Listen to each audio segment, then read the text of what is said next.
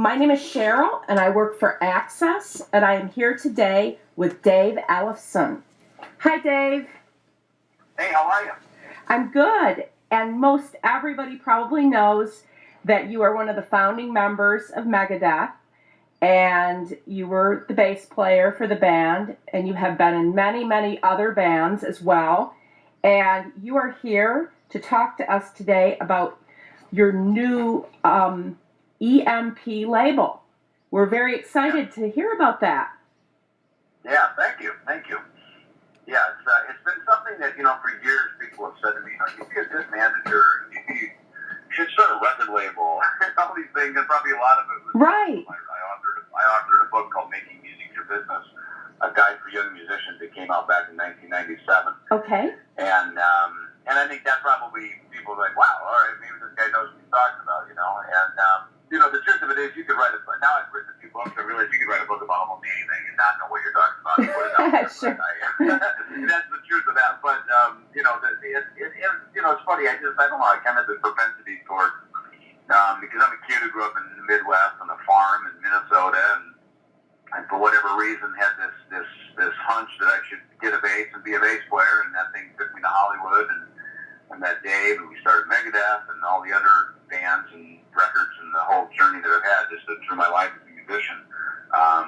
I guess sometimes those experiences are often your best teacher, and now through the label and through some management endeavors that I have, I'm able to help, I look at it like I'm investing into the next generation and helping open some doors and create the on-ramp for a lot of new artists of the next generations to be able to get the game and to show us what they got now. And how awesome is that you get to use all your experience to do that, really? I mean, that is pretty amazing.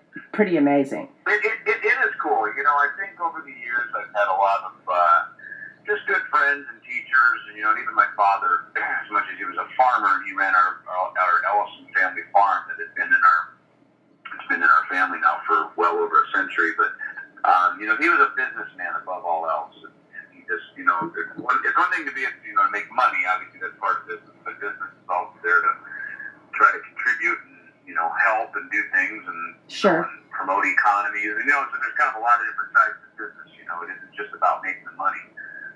It's also about, I think when it comes to, music and business are kind of these sort of oxymorons, because it's the left and right hemispheres of the brain. One is the creative side, and the other is how do I, is there a way that I can do this so that I can harness it and have it be something that can be fun for people, it can create a fun outlet, it can be creative, it can take people to that space where music takes us, which is sort of often La La Land, sort of detaches us from reality, yet somehow puts some reality around it that it can be, hopefully profitable and right. And something that can, maybe help sustain us as an artist. So there's a lot of levels that go into this whole thing.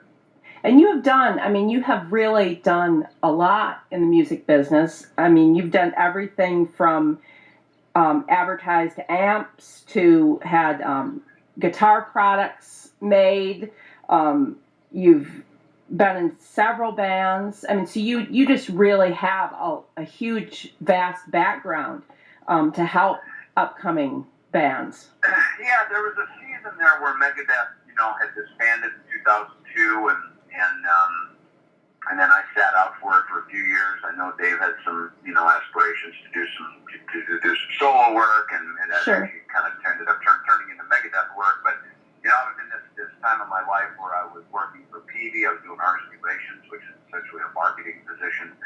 It's sort of a liaison into the artist community with products, and I understood it. I haven't been a musician and an artist who had endorsements. I understood that, and it was interesting because with that, it was a season of my life where I was really kind of in this, kind of like a servant position, where I was right. serving other artists and bringing products to them and helping make them more famous, and obviously, of course, helping Petey promote their products. And so and it's interesting because during that time is when I went to college and got my 4-year business degree, and I'm one of these guys who's definitely a hands-on learner. So everything in the music business I really learned by just hands-on sure. doing it.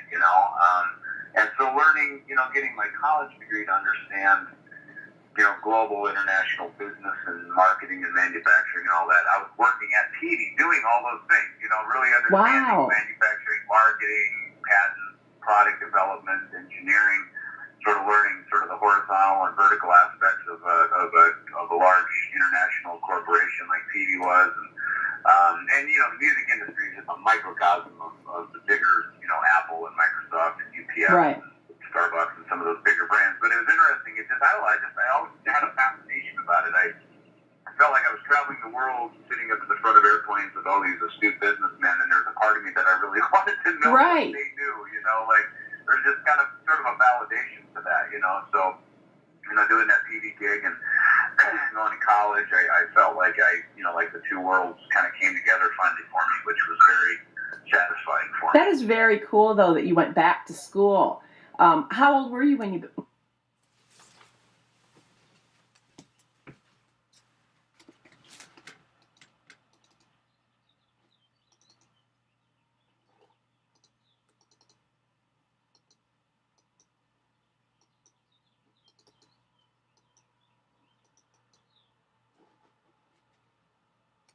And the thought hit me just clear as a bell, like, I have to get to California. Van Halen was blowing up. The next generation behind that, which would be Motley Crue and Quiet Riot. And, Ozzy was getting his musicians out of the LA, pool there. And so I just felt I had to get there. And then, of course, to meet Dave and, our genre would be the next generation after all that. Right. And so, a lot of this, too, is just following your instincts. But I remember I wanted to go up into the house and tell my parents, I'm going to change my name and, go to Hollywood and, I'm leaving tomorrow, and I think I may have even done that, of course they had a good laugh, Right. So, yeah. You didn't change your name, though. Yeah, I did change my name, but it was just interesting how, that conviction was so strong, and I just followed it over the next 2 years. I set my whole life up with my schooling, with, getting my graduating high school, which I'm glad I did. I definitely don't encourage anyone, dropping out of their education. I think it's good to especially at high school education, because then that sets the stage then for many years later. After I'd been in rock and roll and Megadeth for almost 20 years, I went back to college, and then college made sense to me. It would not have made sense to me at 18 years old, but all of a sudden in my mid-40s, many years later, I already got to have my 20 years in the business, and I knew there was still more music in me and more things to do. But that was a cool time for me to go to college and really grasp it and have a desire to chase that down. Well, it is nice that society has changed with some of their rigid ideas. I mean, it used to be if you didn't go to college when you were between 18 and 25, forget it. Now people go back at all ages, and it's really amazing that you did that. And yeah, it's funny. And online education. I mean, university. I remember Dave called me up one day, and we had just moved to Phoenix, ironically, and the whole band had moved out there. And he said that he was going to go to University of Phoenix, because they had this online thing, and so I went along. I did it with them. I was like, wow, that sounds cool. Because again, there's part of me, and this was during cryptic writing, so this was back in the late '90s. So I remember being on the cryptic writing tour, taking a business course, and this is what really kind of piqued my interest and made me realize that I enjoyed online learning. I was good at it. I was disciplined enough to do it. So I remember on the cryptic tour, I'm over in Nagoya, Japan, with my printer and my laptop. That's my funny. Homework on a day off, printing my documents out, taking it to the front desk, faxing it from Japan to Tucson, Arizona, which is a couple hours down the road. That's hilarious. Yeah, and my instructor getting my documents. Of course, now we got emails, it's a lot easier. But I mean, right. I realized I really liked it. I mean, there's a lot of hours out here on the road, traveling. I mean, the fans get to see us for an hour and a half on stage, and that's where all the glory is. But there's still another 22 and a half hours a day, and there's a lot of downtime, and so I found that having my head in the books was engaging. It kept my creative mojo going, right? And so that set the stage for me for learning. And, and I had a kind of a theory when I was out in LA, at age 18, after I graduated high school, like literally 5 days later, me and my buddies moved out to LA, and I realized when I got out there, it's like, man, I am in the prime, time. I mean, I'm, and it was kind of like, 18 maybe a little too young, but by about 21, 22, you might be too old. Right, you realize. It was a great time. Yeah. Your energy goes down, right? Yeah, as you were talking about the label, the EMP label group thing, that really formed by, when I discovered this young teenage female group called Dollskin. And they're like between, the singer now is 16, but at the time she was 15 last summer when we were making the record. And she's 15, the drummer was 18, and, now they're 16 and 19. And I realized, man, in today's music business, like, that's the sweet spot. Yeah. At 16, you're not too young. You're really right in the kind of at the sweet spot of it. So it's just great to have them out on tour and making records. And they're out living the dream that I got to live, and it's exciting for me. It's so much fun to just watch the next generation get to live the same dream that I got to live. And this is great. You have your EMP label now, and you have been working with Dollskin, and they have an EP out called Family of Strangers, and that's also their first single, correct?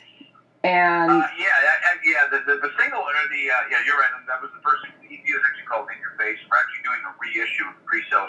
Okay. We're actually going to do it. Yeah, we're doing a reissue, and it'll be in an LP format, and that'll be coming out April 15th. Oh, nice. In Your Face, In Your Face again. Okay. Yeah, new artwork and a whole bunch of new stuff, even new tracks on it. So really excited to just to re-release that, push that out as a new release now. So now they is that the only music they have out currently is just one EP, and then you're working currently on the LP? Yeah, exactly. And what was interesting is, we went in the studio to start working on some other tracks and just demoing up some new material, and and we thought, to do this re-release because we wanted to have it ready. At first, it came out really just in a digital format, and now we're doing a re-release so that we can include the physical format out into the physical and vinyl out into the record shops. Right. CD in a vinyl format, and so we wanted to put some extra songs on it, so it was technically an LP, not just an EP. It's funny because I thought, well, maybe let's kind of throw some demos or some kind of tunes in there. But it's so funny with these girls because they get better and better. Like every 2 months, they developed into becoming an incredibly astute and really great new band. And that's what youth on their side does for them. Well, you see that. You see that with younger bands as they start getting experience. Now, are they your only band so far? Do you have other bands? Similar bands. I think we actually have 10 releases now that are ready to come out this year through EMP. Green Death is a group out of Iowa. I've been in Iowa. Corey Taylor from Slipknot has opened some doors for them, and so we're releasing their records. And we have another terrific group called Another Lost Year, which has some the Seven Dust guys actually had produced and helped them, and getting some great radio and Sirius radio and some active rock radio format stuff. So and then a new group called Semblance with a female singer, female and male vocal thing, cool metal group out of Brazil. So yeah, a lot of diversity. Definitely not just going after a one-trick pony with this label. It's just really fun to have the diversity and to be able to really, pipeline some great new music into the, out there for the fans. It's nice to be able to offer a whole bunch of different releases to this label. That is really nice, and I've known Another Lost Year for several years. They've been on tour and for quite a while, quite a few years, and just a fantastic band. I'm happy to hear that they're working with you. So yeah, and you mentioned a good thing too, because that is that the bands that we're signing to the label, they basically created their records, their videos, and they're bringing to us. And look, in this day and age, you can kind of put things out to TuneCore, CD Baby. You can throw your own videos up on YouTube, and if you market it enough, you can actually have pretty good success with it. So it's not like bands can't do some of this stuff without a label, but I think having the label adds validation to it. I think it gives a lot of credibility. We've got terrific distribution, here in America. Now we just did a deal with SPD for Europe, which, to me have really been one of the primo go-to metal labels for Europe, and you know, we've got partners in South America and Japan, and you know, South America and Australia and stuff. So it's just, you know, it's just nice to have, and a lot of those are just relationships that come to me just through my touring and various people that I've met, and it's just nice to be able to have that, because sometimes, you know, to be able to have it out on a label, but then also to be able to push it out internationally on a label, it really creates a lot of validation. And I know that, you know, for us, Megadeth, you know, to be able to have our music over into Europe with our first release was important. That made us a legitimate global act, and I think it's a global world we live in. It's a global village, and it's important that our music be available, you know, in all territories. And what's nice too is, since you have had such a long career in the music industry, people see you doing this and they know that you have experience in this, and that's so great. Yeah, and you know, the thing that I think that, you know, my partner Tom, you know, we really wanted to do it in a way that is you know, a fair thing for everybody too, you know, and bands, and I think, you know, if you just, you know, I think sometimes if you think that somebody's just going to show up and write a check and, you know, write your dream for you, those days are long over, and those days never really existed.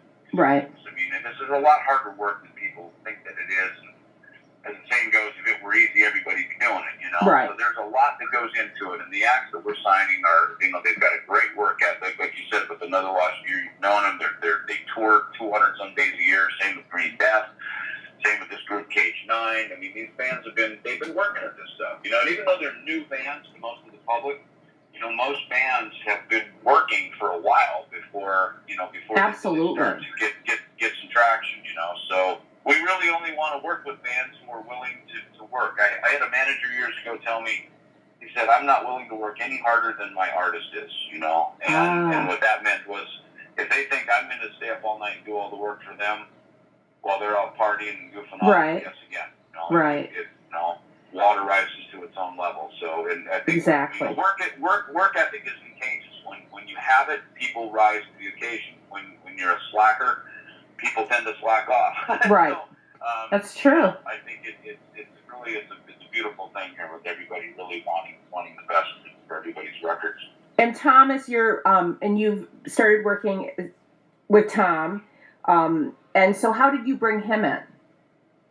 You know, he approached me. It's interesting how he got in touch with me about doing a bonus DVD for the Wes Craven movie Shocker that Megadeth had done the cover of No More Mr. Nice Guy, the Alice Cooper track, and back in the late 80s. Nice. Shout Factory was going to reissue the DVD, and so Tom was working on putting the music, some interviews together. So that's how we got connected. And you know, Tom he's one of these relentless, tireless guys who just really, you know, he's like me. He wakes up thinking about music. He goes to bed thinking about music. Right. And he's got a great enthusiasm.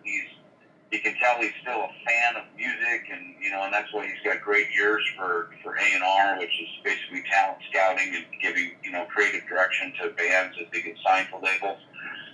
Because, you know, once you get signed, that's just the beginning. That's not the end. That's the beginning of a whole new phase of the journey. And right. So, you know, he's been really, really great with.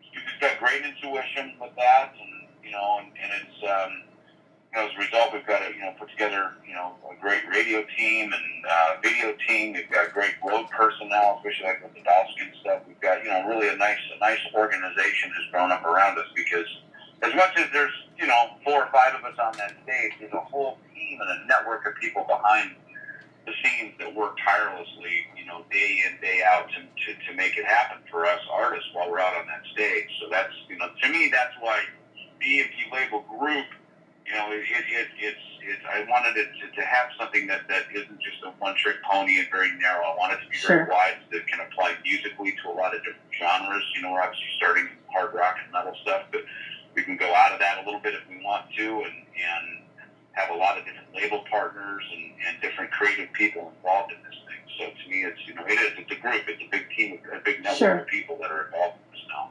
Now, what's next for you? Do you feel that you'd like to do more with your label and maybe a little bit less with going out and playing music yourself? Where do you see yourself going now? I just show up one day at a time and just take what's put in front of me each day.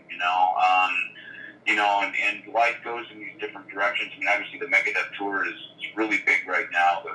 Our record is really successful. The tour is very successful. So it's nice to be able to just kind of focus my creative and musical energies into Megadeth right now.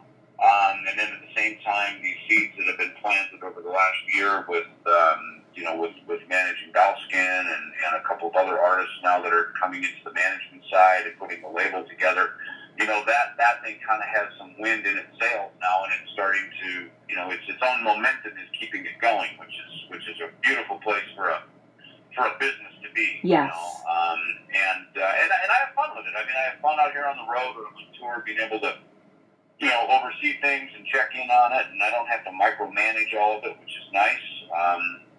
So it keeps my head, where it needs to be out here while I'm on tour, and so it's I kind of get to do both. I get to be at the upper echelon, top level of sort of rock and roll celebrity with Megadeth, and musically very challenging stuff that we do out here, which is fun, and then also get to have my feet back down on the ground, and one hand in the hand of the new artist, really, saying, hey, follow me. I know the road. I know how to get you to where you want to go. Just follow along. Let's do this together. So it's fun to be able to do both. And that's so amazing that you are at that time in your life now that you can choose really what you want to do.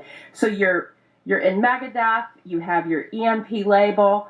You're working with new bands, and I thank you so much for talking to me about all of those things, especially your new label, because we're all excited about all the new artists you have coming out and introducing to the public. So that is, many music listeners will be waiting to see who you have next, right? And to discover Ellefson and all the other great bands that you have coming our way. So, Dave, thank you very much for talking with me. You're welcome. Thanks for the chat. See ya.